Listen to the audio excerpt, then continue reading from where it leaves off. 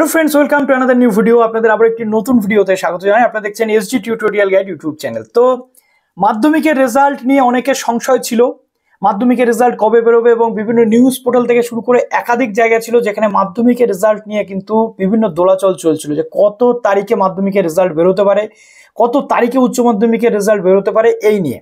কিন্তু অবশেষে আমরা দেখলাম যে মাধ্যমিকের রেজাল্টের ডেট কিন্তু ফিক্স হয়ে গেছে এবং সেটা 2রা মে 2025-এ বেরোতে চলেছে। কিন্তু উচ্চ মাধ্যমিকের রেজাল্ট কবে বেরোবে এই নিয়ে দুশ্চিন্তা রয়েছে, কেননা এর আগে উচ্চ মাধ্যমিকের রেজাল্ট নিয়ে একাধিক প্রশ্ন উঠেছে যে 26,000 যে শিক্ষক শিক্ষাকর্মী চাকরি বাতিল হয়েছে, এর ফলে কে খাতা দেখবে, কত দিনের মধ্যে রেজাল্ট পাবলিশ হতে পারে, এই নিয়ে একাধিক দ্বন্দ্ব ছিল, একাধিক দোলাচল ছিল।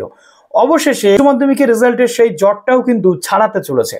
উচ্চ মাধ্যমিকের রেজাল্ট কিন্তু আসতে চলেছে সংসদের বক্তব্য অনুযায়ী আগামী মে মাসের দ্বিতীয় সপ্তাহের মধ্যে। সেটা কবে বেরোতে পারে, এবং এবছর একটা অন্যরকম নিউজ আমরা দেখতে পাচ্ছি, একটা খারাপ খবর আমরা দেখতে পাচ্ছি যে সবার রেজাল্ট একসাথে পাবলিশ হবে না। সবার রেজাল্ট একসাথে কেন পাবলিশ হবে না, কি বলা হচ্ছে, বিস্তারিত জানাবো আজকের এই ভিডিওটাতে। এবং এই মুহূর্তে সবচেয়ে বড় আপডেট যেটা রয়েছে উচ্চ মাধ্যমিকের রেজাল্ট, সেটা নিয়ে ডিসকাস করব। নতুন আছো অবশ্যই চ্যানেলটিকে সাবস্ক্রাইব করে পাশে থাকা বেল আইকনটি ক্লিক করে দাও, যাতে সব তথ্যগুলো তোমরা টাইম টু টাইম এখান থেকে পেয়ে যাও। শুধু তাই নয়, উচ্চ মাধ্যমিকের রেজাল্ট সংক্রান্ত বিষয়ে, তার পরবর্তীতে কলেজ অ্যাডমিশনের বিষয়ে সমস্ত তথ্য যাতে তোমরা এসজি টিউটোরিয়াল গাইড থেকে পেয়ে যাও, তার জন্য তোমরা অবশ্যই চ্যানেলটিকে সাবস্ক্রাইব করে পাশে থাকা বেল আইকনটি ক্লিক করে দিতে একেবারেই ভুলো না। তো চলো এবার আমি তোমাদের সামনে ডিসকাস করি, এবং প্লিজ ভিডিওটা লাইক এবং শেয়ার করতে একেবারেই ভুলো না। তো প্রথমে আসি যে সবার রেজাল্ট কেন একসাথে বেরোবে না। আমরা প্রত্যেকবারই জানি যে উচ্চ মাধ্যমিক পরীক্ষা হোক বা মাধ্যমিক পরীক্ষা হোক, একাধিক ছাত্রছাত্রী থাকে যারা অসৎ উপায় অবলম্বন করে। অসৎ উপায় অবলম্বন মিন্স শুধুমাত্র যে মোবাইল ফোন নিয়ে গেছে এমনটা নয়।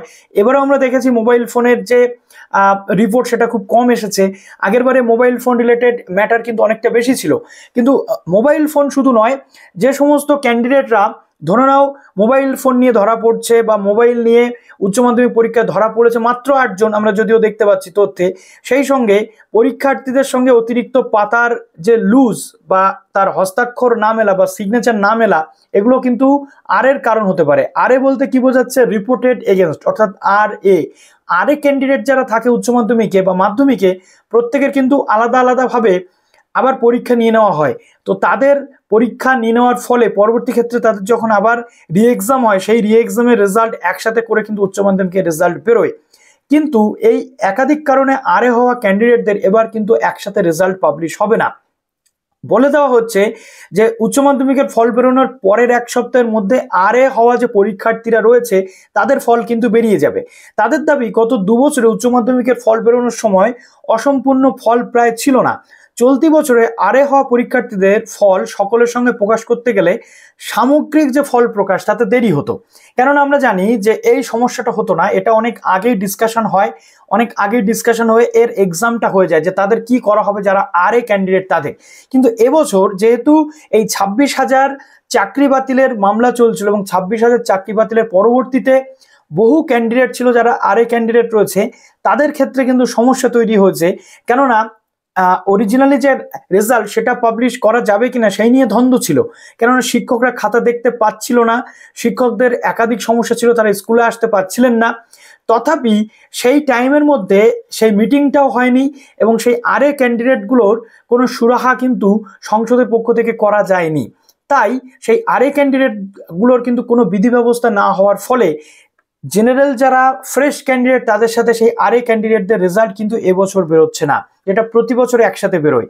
যদিও এই আরে ক্যান্ডিডেটগুলোর রেজাল্ট যদি এই মেন রেজাল্টের সাথে আসে, সেক্ষেত্রে যে ফল প্রকাশ সেটা মে মাসের দ্বিতীয় সপ্তাহে হয়তো সম্ভব হবে না। তো তার জন্য এই ডিলেটা কিন্তু হচ্ছে। কিন্তু এক্ষেত্রে আবার আমাদের যে মানবিক আবেদন সেটা থাকতে পারে যে আরে ক্যান্ডিডেটগুলো ভুল করে ফেলেছে, বাট তারা যদি শুধরে নিয়ে আবার পরীক্ষা দিয়ে পাশ করে তাহলে তাদের একটা ব্রাইট ফিউচার হতে পারে। তাই তাদের অন্তত সুযোগ দেওয়া উচিত। রেজাল্ট দরকার হলে 1 সপ্তাহ পিছিয়ে যাক, তথাপি সবার রেজাল্ট একসাথে বের করা উচিত, এটা আমি মনে করছি। এক্ষেত্রে যারা কোনো অন্যায় করেনি বা আরে ক্যান্ডিডেট নয়, তাদের মনে হতে পারে যে আমরা তো কোনো অন্যায় করিনি বা আমাদের তো কোনো এরকম ব্যাপার নেই, তাহলে কেন আমরা সাফার করবো আরে ক্যান্ডিডেটদের সাথে। কিন্তু ওভারঅল দিক বা ওভারঅল দৃষ্টিকোণ থেকে যদি আমরা দেখি তাহলে কিন্তু আরে ক্যান্ডিডেটদেরকে সুযোগ দেওয়া উচিত।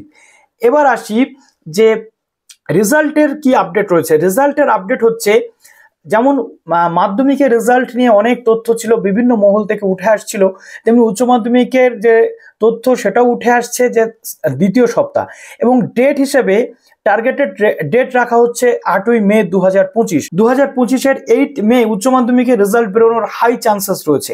8, 9, 10 এই 3 দিনের মধ্যে কিন্তু রেজাল্ট বেরোনোর অত্যন্ত সম্ভাবনা রয়েছে, এবং বলে দেওয়া হয়েছে যে 15 মের মধ্যে এই রেজাল্ট কিন্তু পাবলিশ করতে হবে।